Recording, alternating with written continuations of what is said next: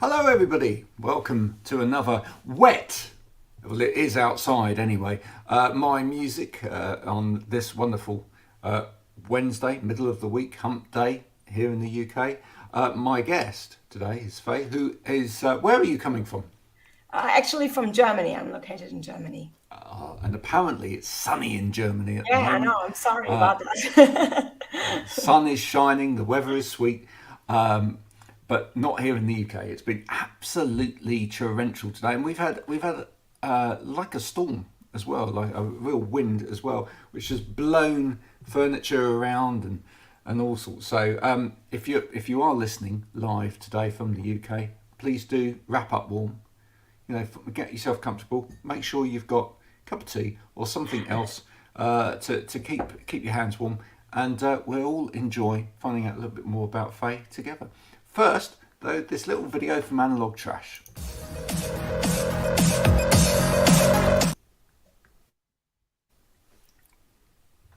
which might work when I press the button. Let's see.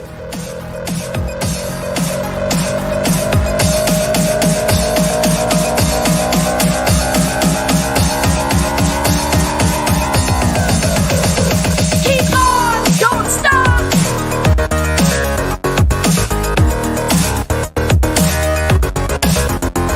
Keep on, don't stop.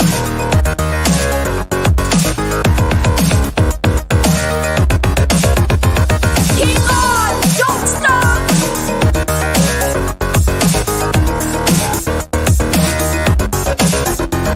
Keep on, don't stop. Thank you for joining, Andrew. Thank you. Andrew says hi, Feye, as well. There we go. Yay. Just to prove that people are actually alive and listening. Before we start, I'm going to say thank you to one of our recent interviewees on the program, Lucy May, who today sent me pens. Now, I haven't met any musicians that have created pens before now, but some pens and a Lucy May mug. Look at that. Isn't that lovely? Wow. A couple of CDs and some other paraphernalia for the board. This is my new board, Feye. Great. I Do know. feel free I to heard it in your, yes, I heard it in your do podcast. feel free to send me something so that Yes, we can put it absolutely, on. absolutely. I'm working on my merch. There's Lucy right there. It's a lovely thing. It's a lovely thing. One big happy music family all together. Feye. So tell us, where did your life in music start? Were you surrounded by music from a young age? So I think I had a strong foundation in music, like really from young age. Like I learned the piano and the flute, but and music was always around me and on my mind. But really, actual life as a musician started only 3 years ago, Only three because years. yeah, I was really really shy as a child, and sort of working on stage or singing, so singing alone by myself, like not in a choir or something what I did, but really singing by myself I would never thought of. And so I really took some stages, like I was exchange student in Australia and did a musical appearance there, and sort of really friends that boosted always my confidence and said, you're an artist, you have to go, you have to go. And then, yeah, it was really jam sessions and songwriting sessions. And they all said, you do that. And so I did. Like 3 years ago, I really said, okay, I'm going for my dream. And I do that. Oh, that's brilliant. Now I've got to ask then. Given that you only really sort of started this 3 years ago, in terms of the guitars that are behind you, I I mean, know. is that all within the last 3 years? I know that's really bad, but I love the guitars because it's sort of Wow. they add to the songs like really layers. So when you take the electric guitar, it's a different song than an acoustic. So I thought, oh, and I love this really great guitar. So it's kind of my passion as well. I don't know what the tax system is in Germany compared with England, but I'm guessing if you can put yourself down as a musician, you can claim all of that against tax. I don't know. Yeah, maybe. Yeah, you could. I think so. At Yeah. some stage, you have to have an income to count against that. But yeah, definitely. Okay, so let's make that happen, and then Exactly. you can say that all of these assets were through the bit for the business, Exactly. and For that every gig, I got a guitar. yeah, absolutely. So now tell me, you were nominated in 2022 for an international songwriting competition. Yes. Congratulations for that. Thank you. What did that mean to you to be nominated as an artist and recognised for the quality of your songwriting?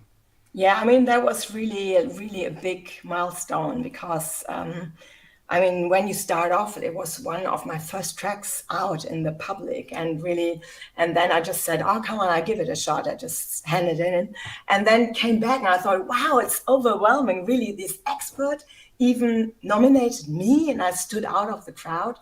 That was really kind of unbelievable. That was really amazing." And it's kind of sort of this voice in my head as well, like the shy kid, like, "No, you're on the right track. Go on, do what you do." And so cool. It was amazing. That's fantastic. Have you? You also mentioned on your website some. You mentioned a person that's been on here before now, which is Georgia Georgia. May. Yeah. Yeah.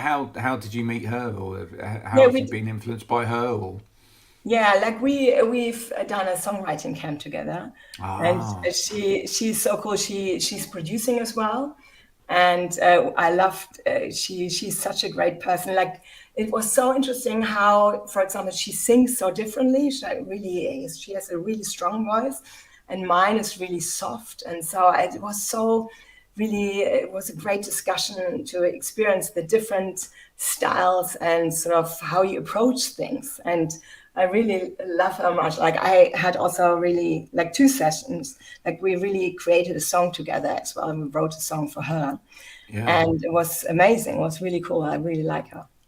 I've asked this a few times before, but when you've got a really softer voice, a gentler voice, etc., Mhm. do you obviously you need to protect your voice and you've got to take care of it, but do you sometimes really want to just try and find a slightly bigger, more aggressive voice from time to time to put into an aspect of a song, or just to create emphasis?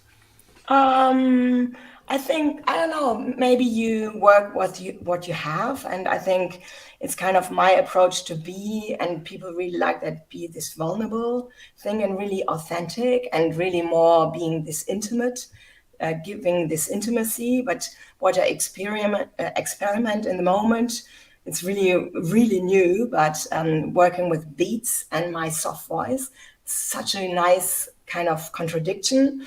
And I think, yeah, it's of course the soft voice.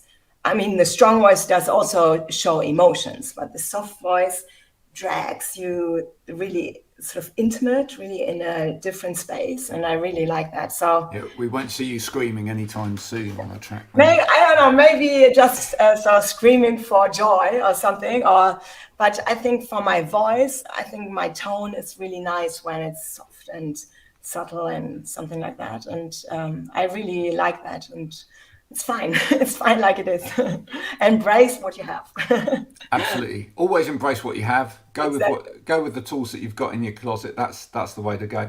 I wanted to pick your brains on this because you say on your site, I want to mirror the struggles and tribulations of being loved.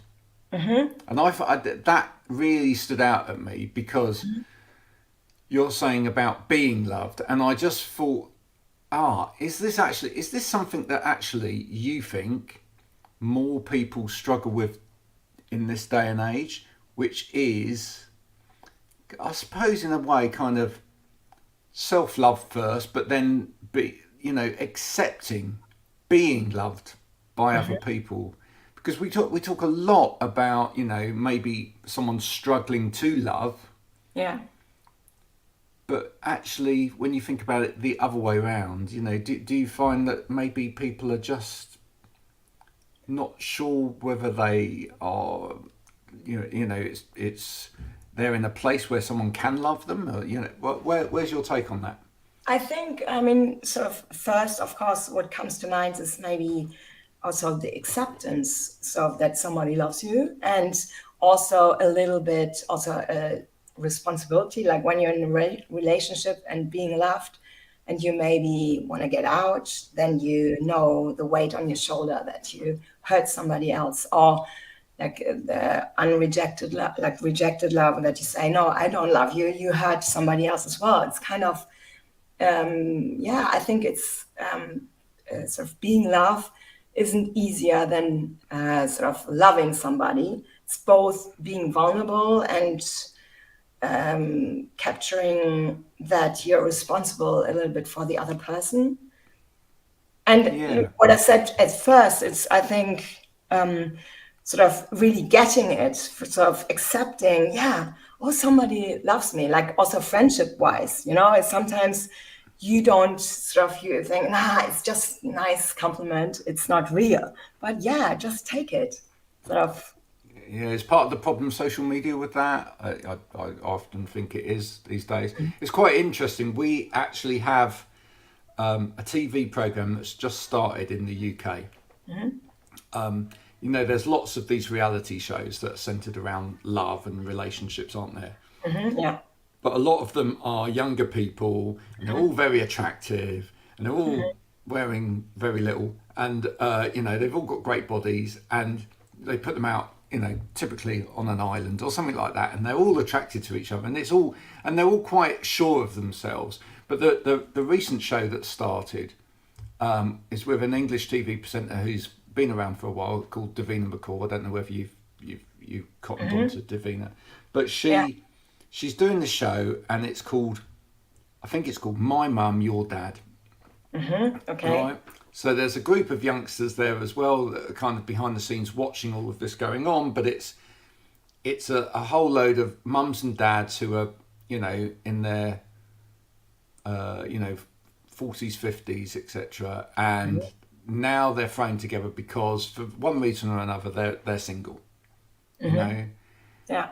And it's been really quite interesting to watch some of that, because that show is much more about these people really struggling with, and I think it's something to do with that time of your life as well, really struggling to do with acceptance that they can be loved. Yeah, exactly. Yeah. Yeah. Yeah, that's really, really interesting.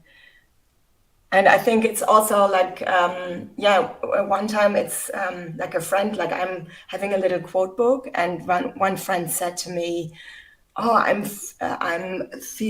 losing my best friend," because this is kind of also coming when you lose a relationship. You lose also not only the lover, but also your best friend, and it's kind of tragic as well. And this is kind of the struggles of being loved. Yeah. So, What was it made you want to? I mean, it suits the music you make and it suits your voice, but what made it you want to kind of focus on those elements of relationships? I think,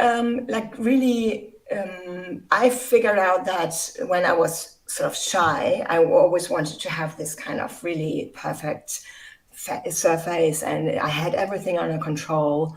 And when I bursted in tears, I was really ashamed. And then I thought, no, it's fine to show emotions. We're humans, and sort of embrace really myself, my true self, and really also sort of speak honestly about feelings. And I wrote a song, Falling, and one friend said, "Wow, it's like a confession." And it's like that. I try to write very literal, like with some metaphors, but really getting it down, what you feel and which feelings are in yourself, and be courageous to tell that, because it's so easy to just shut down and say, no, it's all fine. And if you really show your inner sides, it's so much more true.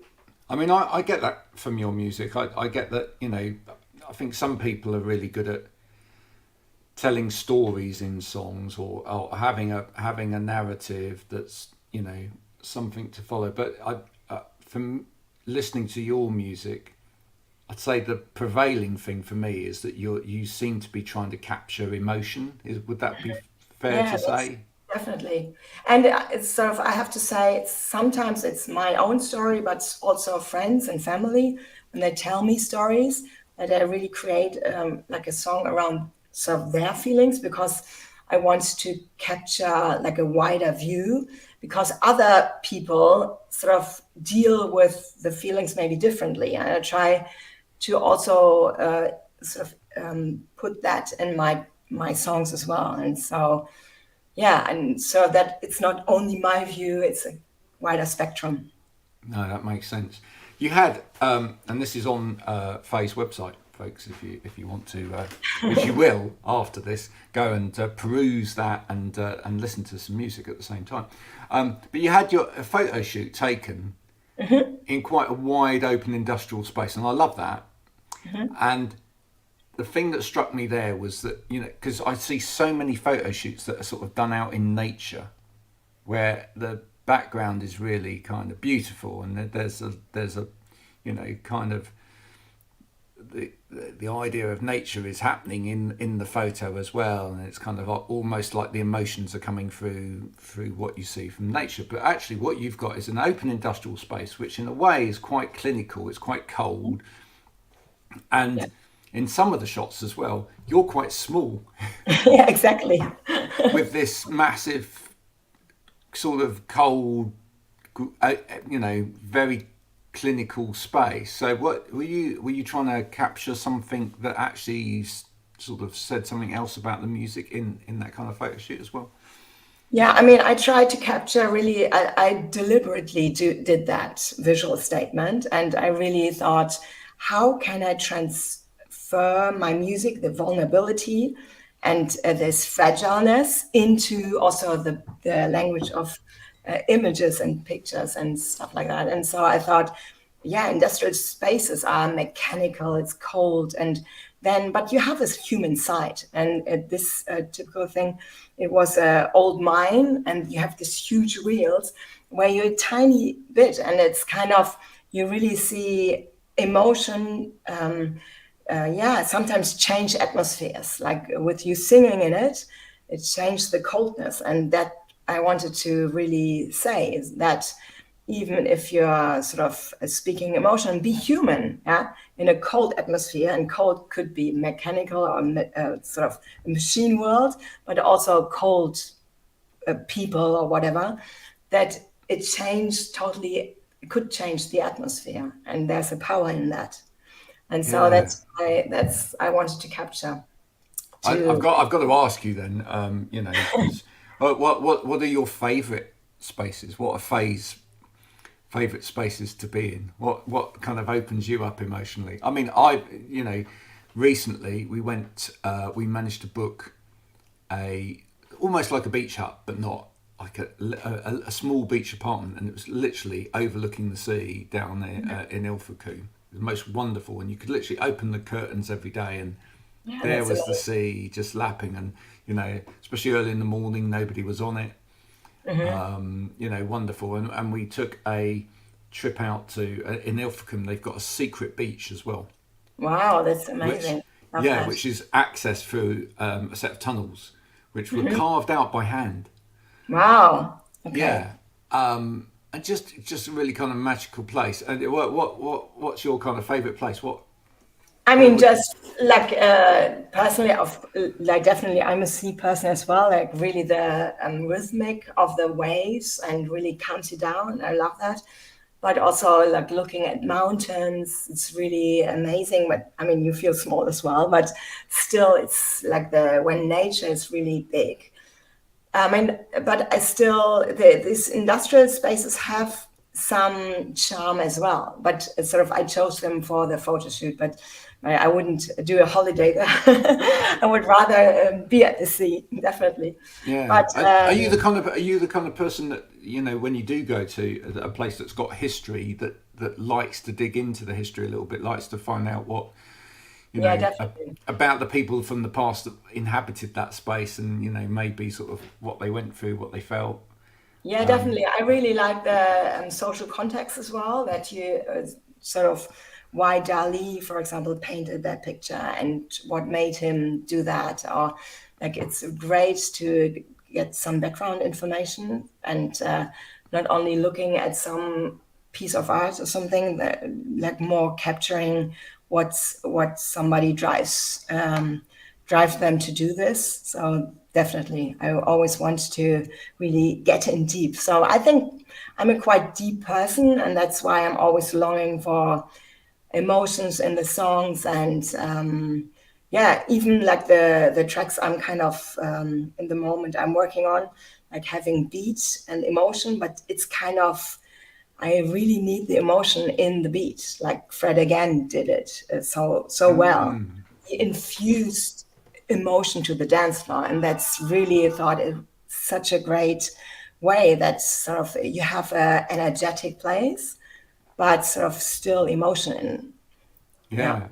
Yeah. I think one of my favorite artists is Björk, and I just think, Oh yeah.